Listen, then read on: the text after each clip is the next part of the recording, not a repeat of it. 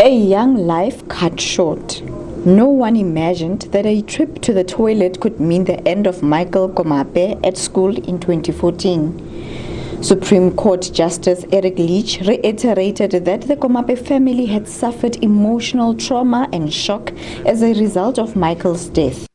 A psychiatric report also noted that they would require further therapy. In respect to the claim for emotional shock and grief, the first and second defendants are ordered to pay the following amounts jointly and severally, the one paying the other to be absolved. 1. 350,000 Rand for Mrs. Komape. 2. 350,000 Rand for Mr. Komape. 3. 200,000 Rand for Ms. M.L. Komape. And 4. 200,000 Rand for Mr. L. Komape. 5. 100,000 Rand for each of the minor children, Maria, Onika, and Moses Komape.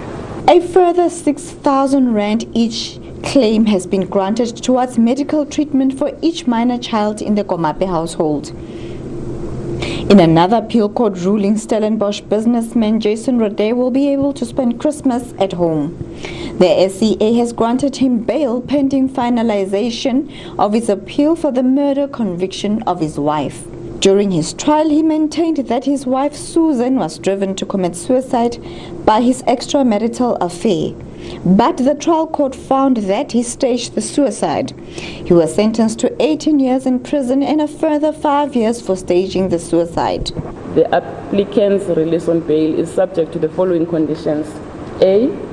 The payment of the amount of 200,000 Rand in terms of Section 6013A of the Criminal Procedure Act 51 of 1977, and B. The furnishing of a guarantee in the amount of 1 million Rand to the Registrar of the Western Cape Division of the High Court. Among his bail conditions, Rode is prohibited from applying for a passport.